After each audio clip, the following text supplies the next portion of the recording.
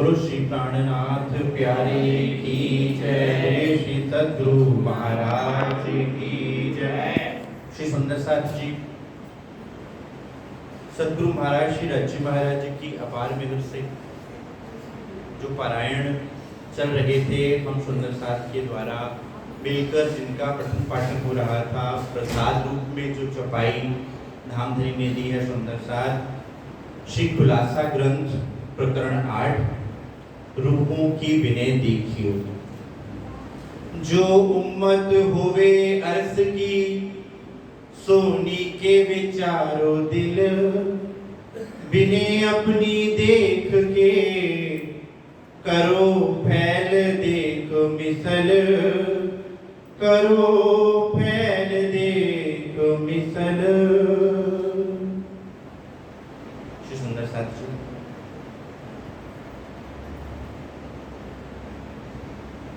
रूहों की विनय देखिए। संसार नजर आ रहा है खुली आंखों से, संसार को हम देख रहे हैं। शरीर नजर आ रहा है खुली आंखों से, शरीर को हम देख रहे हैं। आत्मा ना तो नजर आती है, ना अपने अंदर की और ना सामने जो हमारे स्वरूप खड़ा है, ना उनकी ही पहचान होती है। इसलिए रहनी भी शरीर के द्वारा ही हो रही है, शरीर की ही हो रही है। और फिर प्रश्न उठता है कि फिर वो कौल फैल हाल अर्थात कहनी करनी रहनी केवल चाम तक ही रह जाती है, अर्थात संसार तक ही रह जाती है, क्योंकि वो है ही संसार की, तो फिर चलेगी भी संसार के अंदर ही, संसार के बाहर तो वो जा भी नहीं सकती। इसलिए धनी कहते हैं कि सुंदर साथ अब अपने स्वरूप की पहचान कीजिए। सुंदर साथ कहा था 25 पक्ष धनी ने दिए, 25वां वार्षिकोत्सव, जिसमें पहला सागर, दूसरा सागर रूहों का सागर, कि आप स्वयं को पहचानिए, आप कौन है। और स्वयं की पहचान करने से कि मैं शरीर नहीं हूं।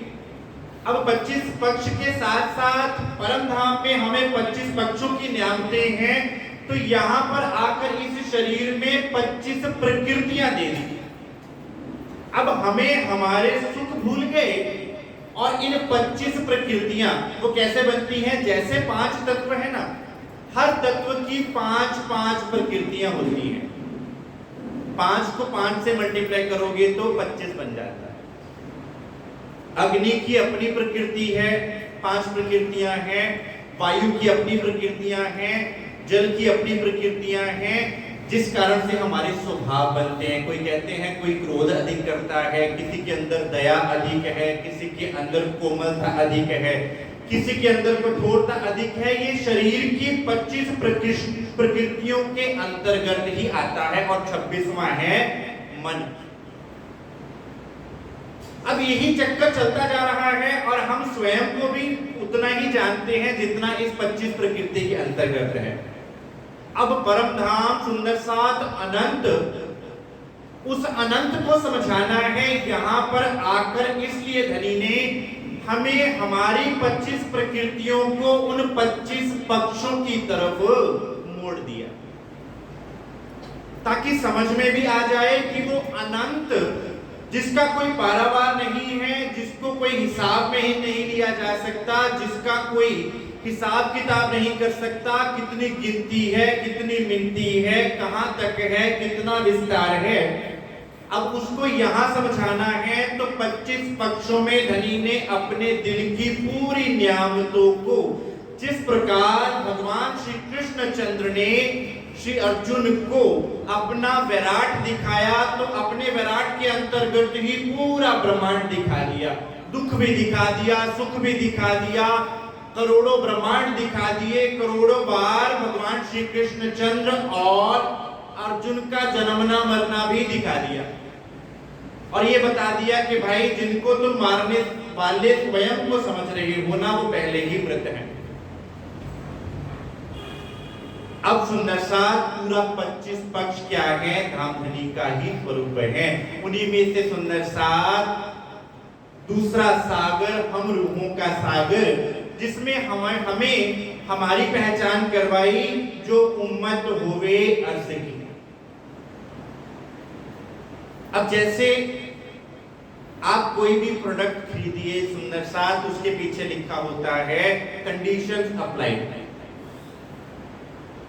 Precautions and cautions. सुंदर साथ चौपाई पढ़ते ही आपके दिल में ये भाव आ जाता है जो उम्मत होवे अर्श की, अर्थात कि आप इन बातों को अपने सिर पर लेवेंगे तब आप इन सुखों के भागीदार होवेंगे। अन्यथा आप कहें कि धामधनी तो मेहरबान, धामधनी तो गरीब निवास और उनकी कृपा का कोई पारावार नहीं, फिर हम तक वो कृपा क्यों नहीं पहुंच रही। तो धनी ने ये स्पष्ट कर दिया जो उम्मत होवे अर्श की कि तुम आत्म स्वरूप होकर मेरे पास आओ, कि जैसा तुम परम धाम से चले थे तुम वैसे ही मेरे पास आओ। लेकिन अब यहाँ हमारे पास शरीर है, तो धनी क्या कहते हैं, तुम जैसे भी हो वैसे के वैसे मेरे पास, उसी ढंग से मेरे पास आ जाओ। हम कहते हैं धनी हम में विकार बहुत हैं, शरीर में विकार बहुत हैं, जीव में विकार बहुत हैं। तो वे क्या कहते हैं, जैसा कि दीदी ने बताया, खसम करावे कुर्बानियां, आओ मैं मारे खिलाफ तुमसे ना हो पाएगा। हम अपनी मैक को गंवाने जाएंगे तो और मैं इकट्ठी कर लाएंगे। एक आग जो छोटी बुझाई तो दूसरी मोटी लगाई, कि मैंने अपने अहंकार को दूर करने के लिए जब कर लिया तब कर लिया, मैंने मेहनत करी, मैंने चिंतन करी, मैं बैठा, एक और अहंकार हमने अपने अंदर जमा लिया। तो उन्होंने क्या कहा, और रहा ना कोई उदम, आपके चरणों के अलावा धनी मुझे ना तो कुछ याद है और ना मेरे पास और कुछ है। मेरे पास तो आपको देने के लिए कुछ है भी नहीं। तेरा तुझको सौंपते क्या लागे मेरा। अब ये बात सुंदर साथ हम अपने मुख से तो कह देते हैं, मुझ में मेरा कछु नहीं, जो कछु है सो तेरा, तेरा तुझको सौंपते क्या लागे मेरा। अब अगर यही बात धनी कहे कि चलो ठीक है, आपने कह दिया कि आपके अंदर सब कुछ मेरा है, तो फिर सब हर चीज पे मेरा ही तो अधिकार होना चाहिए, फिर अब भी तुम कुछ छुपा के तो बैठे हुए हो। फिर चाहे इस संसार में अगर शरीर पर कष्ट भी आ रहे हैं या कुछ भी लीला हमारे पर हो रही है, धनी आपकी नजरे कर्म है, क्या वो नहीं देख रहे? वो देख रहे हैं, पल पल उनकी दृष्टि में।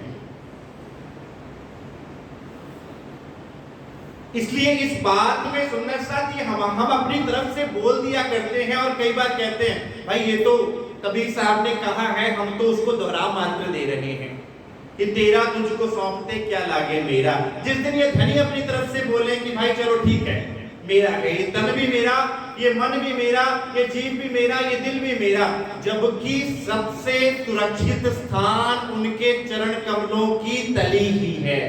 सबसे कोमल स्थान कौन सा? सुंदर सा धनी के चरणों की तली।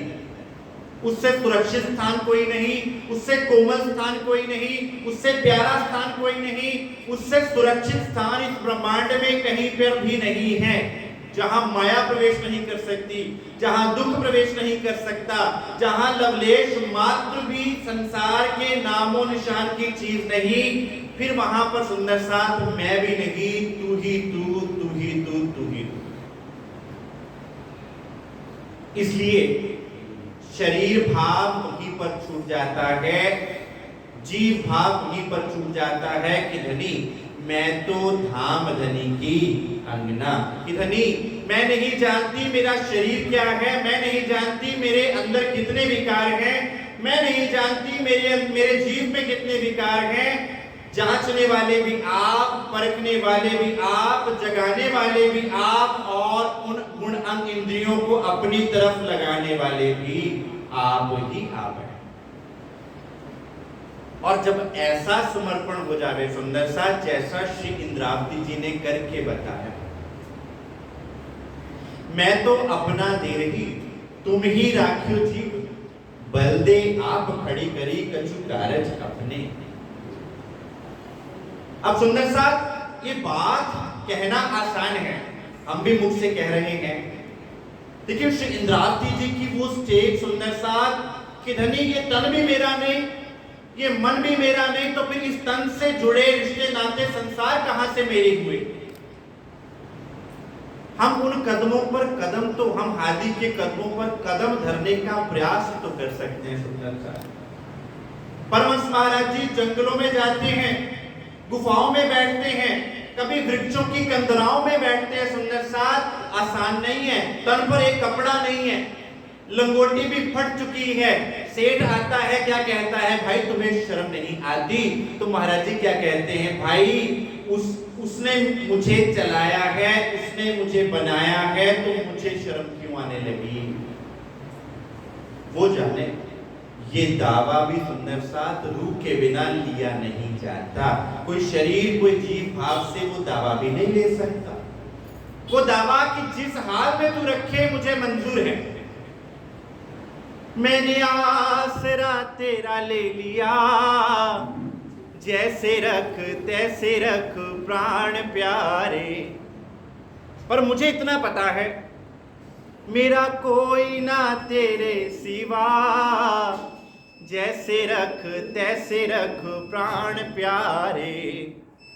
अब सुंदर साथ जब आसरा ले लिया जाता है ना, जब दुल्हा अपना पालव से पालव बांधते हैं ना सुंदर साथ, तो फिर जिम्मेदारी दुल्हा की होती है, जिम्मेदारी हमारी नहीं होती। फिर चिंताएं सारी उनकी हो जाती हैं। और जब विवाह भी होता है ना सुंदर साथ दुल्हा दुल्हन का, तो दुल्हा के पास जो है वो दुल्हन को सौंप देते हैं, और दुल्हन के पास जो कुछ है वो दुल्हा को सौंप देती है। धनी मेरे पास तो विकार ही विकार है, मेरे पास तो मेरे विचार ही विचार हैं। मैं बैठती हूँ आपको याद करने के लिए, तो भी मेरे विचार हैं, और मेरे विचार क्या हैं, संसार के हैं। कोई बात नहीं, धनी कहते हैं ले आओ भाई, मुझे वही पसंद है। और धनी के पास क्या है, एक विकार है और एक विकास है। धनी के पास विकास है, और दोनों में अंतर रस का है। दो शब्द हैं, एक विकार और दूसरा विकास। दोनों में र और स का अंतर है। रस अर्थात संसार का रस लगे तो विकार, और धनी के चरणों का रस, उनकी वाणी का रस, उनके प्रेम का रस, उनकी दर्शन का रस लग जावे, तो सुंदर साथ फिर धनी आपके साथ हैं, आपके दिल में है, पल पल आप उनके समक्ष बैठे हैं। इसलिए कहा जो उम्मत होवे अर्थ की। इसलिए सुंदर साथ वहीं पर प्रतीक हो जाता है जीव भाव, शरीर भाव, आत्मा भाव कि धनी अब मैं अब आपकी आत्मा हूं। मान लीजिए 24 घंटे हमारी सुरता उस बात में नहीं खड़ी होती, मान लीजिए, लेकिन जब आप ये चौपाई पढ़ोगे तब तो ये बात आपके अंदर गूंजेगी कि मैं, मुझे कहा जा रहा है, मैं हूं। वो दूसरा सागर कौन है? मैं, मेरा दिल दूसरा सागर है। और दूसरा सागर का सुंदर सा रंग कौन सा है? रंग कौन सा है? लाल। अर्थात वो लालिमा भी कहां से आई है? धनी के सुहाग से। धनी को अंगीकार किया, नून सागर को अपने अंदर धारण किया, धनी के स्वरूप को अपने अंदर धारण किया, तो आपके अंदर धनी के प्रेम की लालिमा स्वतः ही आ जाएगी। और लाल रंग ऐसा होता है कि आपके रंग, आपके अंदर के सारे रंगों को ढक लेता है। सुंदर साथ दुल्हन को कभी तैयार हुआ देखना है सुंदर साथ? अगर दुल्हन को सारा आपने मेकअप करवा दिया जाए लेकिन लाल जोड़ा ना पहनाया जाए तो सुंदर साथ शोभा नहीं बनती। दुल्हन की पहली पहचान क्या होती है सुंदर साथ? लाल रंग की बिंदी, लाल रंग का सिंदूर, लाल रंग का जोड़ा। अर्थात कि आपकी रूप बने की जो नियामत है सुंदर साथ, तो आपको धनी ने पहले कहा जो उम्मत होवे अर्श की, सो नीके विचारो दिल। अब आपके लिए बात नियामत आ गई कि अब आप अपने दिल में विचार करना कि जो नियामत मैंने दी है उसको कानों पर से गुजरने मत देना। संसार की बहुत सी बातें हमारे कानों पर टकराती हैं तो कानों से अंदर जाती हैं। और वाणी के लिए क्या कहा गया? वाणी के लिए तो ये कहा गया धनी तो धन बहुत दिया पर तेल दिया ना हराम खोर। किनके लिए कहा गया? कानों के लिए। तो ये कानों का विषय नहीं है सुंदर साथ, ये चित्त का विषय है। चित्त के विखेरा किए सरकार से फरमाया करते थे सुंदर साथ, जब वितक साहब की चर्चा अपने श्रीमुख से किया करते थे तो सरकार से एक बात बोला करते थे, एकाग्र चित्त होकर बैठो। बहुत बार उनके मुखारबिन से सुना सुंदर साहब। वो ये भी तो कह सकते थे कि कान मेरी तरफ रखो, वो कहा करते थे एकाग्र चित्त करके। अगर चित्त उनकी तरफ होगा तो कान स्वतः ही वहां लग जाएंगे। जैसे अगर एक बच्चे के इंटरेस्ट की कोई चीज उसको बता दी जाए कि भाई आज चॉकलेट लेके आई है मम्मी, कान फटाफट उधर चले जाएंगे। अच्छा मम्मी क्या लेके आए हो, दोबारा बताना। अब कान तो कहीं और लगे हुए थे। जैसे चित्त चाही चीज आई वैसे ही कान भी उधर, आंखें भी उधर, पूरी वृत्ति उधर। अब सुंदर साथ ये वाणी चित्त के चाहने वाली, चित्त में निवास करने वाली और चित्त के अंदर स्टोर होने वाली, क्योंकि चित्त का कार्य क्या होता है, हर चीज को अपने अंदर समेट लेना। आपने किसी चीज को देखा, आज देखा, आपको वो 10 साल बाद नजर आएगी, आपको लगेगा कि इस चीज को मैंने कहीं ना कहीं देखा है। ये कौन सा काम है, चित्त का काम है। इसलिए बार बार कहा जाता है कि धनी के स्वरूप को चित्त के बिखेर लीजिए, श्रीमुख वाणी की चौपाइयों को चित्त के बिखेर लीजिए। सो नीके विचारो दिल, अपने दिल से विचार करना। हे सुंदर साथ, मेरी इस वाणी को कानों के पर्दों पर टकराने मत देना। अपने चित्त के अंदर त्रिगुणे तीर की भांति चुभ जावे, ऐसा इन वाणी का बल है। और फिर वो त्रिपुरा तीर, कभी देखा सुंदर सा त्रिपुरा तीर ऐसा होता है जिसके 3 कोण होते हैं कि घुस जावे तब दर्द देवे, और अगर कोई निकालना चाहे तो कोई निकाल ना पावे, क्योंकि जो 2 कोण फंस जाएंगे ना सुंदर सा, वो कोण कभी निकलने देंगे नहीं। तो धनी के स्वरूप की भी ये महिमा, उनकी वाणी की भी ये महिमा, उनकी मेहर की भी ये महिमा कि सुंदर साथ वहां जाने का मार्ग तो है, लेकिन वापस लौटने का मार्ग ना तो कभी बना है और ना कोई वापस वहां से लौटना चाहेगा, क्योंकि आनंद को छोड़कर इस संसार के दुखों को भोगने के लिए कौन आना चाहेगा। बिने अपनी देख के करो फैल देख मिसल। अब देखो सुंदर साथ, तुम्हारे लिए आया क्या है, तुम्हारे लिए नियामत कौन सी दी है, तुम्हारे लिए मैं क्या लेकर आया हूं। अब संसार क्या चाहेगा, संसार चाहेगा अपनी सांसारिक इच्छाओं की पूर्ति। अब धनी ने हमें क्या दिया कि मैं तुम्हारे लिए सब विध वतन सहित आया हूं, सब विध वतन सहित। अब परम धाम से अलग कोई विध है ही नहीं सुंदर सा, सारी विध आ गई। जहां से हम कहते हैं कि माया छे अति बलवंती, उपनी छे मूल धनी थकी। ये माया को भी बल देने वाले कौन है, धनी है। अर्थात कि संसार की कोई ताकत, इस संसार की कोई शक्ति ऐसी नहीं जो धनी के स्वरूप से बड़ी हो, और संसार की कोई नियामत ऐसी नहीं जो उनके स्वरूप से अधिक सुख देने वाली हो, जो उनके दिल की नियामतों से अधिक सुख देने वाली हो। अब बिने अपनी देखियो कि आपके लिए आया क्या है, अब उसको पहचानो। घर में सामान आता है तो उस सामान में आप अपने इंटरेस्ट की चीज खोज लेते हो। घर का राशन आता है ना, तो गृहिणियां अपना सामान अलग कर लेती है। बच्चों के लिए जो सामान आता है, बच्चे अपना सामान छांट लेते हैं। बुजुर्गों के लिए जो सामान आता है, बुजुर्गों के लिए अलग कर दिया जाता है। हमारे लिए क्या आया सुंदरता, धनी का दिल। क्योंकि जिस प्रकार धनी का आसन आपका दिल है, तो आपका आसन कहां है सुंदर साथ, अक्षराधीश श्री ऋषि महाराज का दिल। अब अपनी स्थिति को जानना कि उनके दिल के बिना आप कहीं ना तो बैठ पाओगे, क्योंकि फिर आग बैठने ही नहीं देगी। हक इश्क आग जोरावर, दिन में मोमिन बसत। अब संसार की आग आपको जीने नहीं देगी और आपको वो धकेलेगी आपके धनी के इश्क की आग की तरफ जिसके आप पले हुए हैं, जो आपको सुकून देने वाली है, उसी से ही आपको सुकून मिलने वाला है। करो फैल देख मिसल। अब तीन चीजें हैं सुंदर साथ, एक कौल, दूसरा फैल और तीसरा हाल।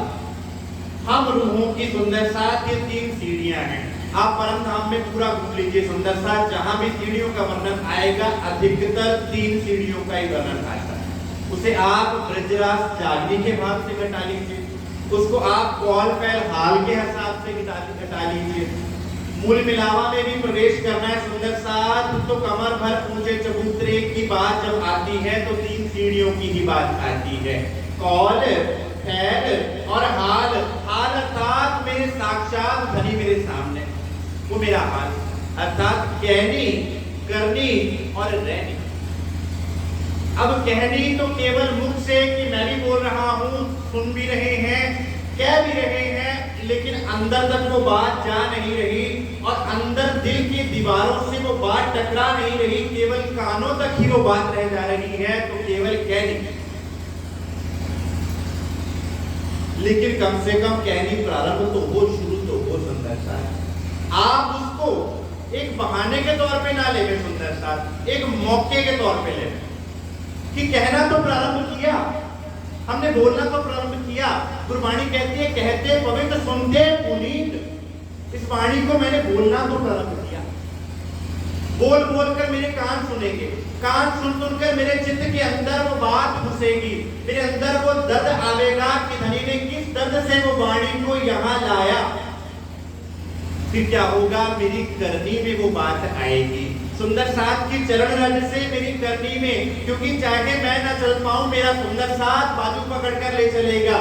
मेरे सद्गुरु महाराज जी मुझे बाजू पकड़कर ले चलेंगे कि चलो। वो बल, वो जोश कौन प्रदान करेंगे, यहाँ पर सद्गुरु महाराज जी प्रदान करेंगे। और उससे क्या होगा, वो हमसे वो कार्य भी करवा लेंगे, चाहे वो सेवा हो, चाहे सुंदर साथ चिंतन हो, चाहे यहाँ पर बैठकर धनी को याद करने की बात हो, तो वो हमारी करने को खुद ब खुद परिवर्तित करवा लेंगे। और करते करते फिर क्या होगा, वो चीज हमारे दिल का एक अंग बन जाती है। संसार में भी कहा जाता है कि किसी भी चीज को आप करना चाहो, अपनी आदत डालना चाहो, तो 40 दिन कर लो ले वो।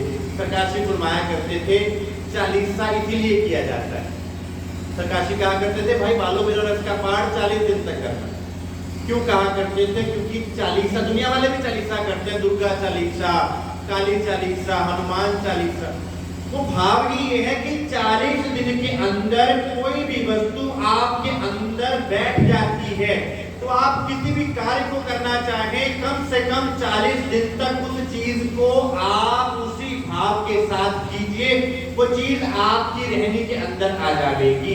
फिर आप उसके बिना एक पलक भी रह नहीं पाओगे। जैसे भोजन करने वाला अगर 10 बजे भोजन करता है, सुबह नाश्ता करता है, और अगर एक दिन उसने नहीं किया तो उसको पंजाबी में बोलते हैं खो पड़नी शुरू हो जाती है, आज कुछ कमी सी लग रही है, आज क्या नहीं किया, वो नाश्ता नहीं किया। तो सुंदर साथ यहाँ कहा गया करो फैल देख मिसल। अब अपनी रैली को देखना कि क्या आत्मा की चाल है, क्या उस चाल, अब आत्मा की चाल खुद चल के दिखाई सुंदर साथ, क्योंकि बिना सदगुरु महाराज जी के हम एक कदम भी उठा नहीं सकते। रूह की चाल क्या, जो हमारे सदगुरु महाराज जी की चाल, हमारे हाथी की चाल, उन पर हमें केवल कदम पर कदम ही धरना है। माँ क्या करती है, बच्चे को हाथ पकड़कर चलाती है, पहले अपने कदमों का आसरा देती है, हाथों का आसरा देती है, दोनों हाथ पकड़ती है और पैरों के साथ उसके पैरों को गाइड करती है। ऐसे सदगुरु महाराज जी चलना सिखाते हैं सुंदर साथ, और कहते भाई अब मेरी चाल को देखकर तुम अपनी चाल को बदल लो। और हाथ भी उनके हाथ में बाजू पकड़ रखा है, तो चरण भी तो फिर उनके कदमों पर ही रखे जाएंगे सुंदर साथ। फिर हमारे लिए क्या रह गया, हमारे लिए केवल क्या करना है, हमें अपना सर्वस्व समर्पण करते हुए जैसा वो चलाते जाने वैसा चलते जाना है, जिसे कहा गया हुक्म तले आना। तो सुंदर साथ आज की चौपाई धाम धनी जी जो प्रसादी रूप में दी कि सुंदर साथ स्वयं को पहचानो, फिर धनी के स्वरूप की पहचान आ जाएगी। क्योंकि जब स्वयं को जानोगे तो स्वयं के अंदर जो कुछ है वो देखोगे, और फिर नीर सागर में क्या है, धनी ही तो भरे हुए। नीर बोलते हैं जल को, और शांत जल जो होता है ना समुद्र का, उसमें सूरत नजर आती है। वहां किसकी सूरत नजर आएगी सुंदर साथ? धनी की ही सूरत, क्योंकि कोई नहीं हक बिगड़। हमारे अंदर किसकी सूरत है? हमारे अंदर धनी की सूरत है। जाके हृदय हक सूरत, तो फिर धनी स्वतः ही सुंदर साथ आपके अंदर झिलमिलाने लगेंगे। उनका जोश, उनका प्रेम, उनकी मेहर, उनका हुक्म, सब कुछ आपके अंदर वो न्यामतें आनी प्रारंभ हो जाएंगी। तो सुंदर साथ इन्हीं वचनों के साथ मैं अपने शब्दों को विराम दूंगा। बोलिए श्री प्राणनाथ प्यारे की जय, श्री सद्गुरु महाराज की जय।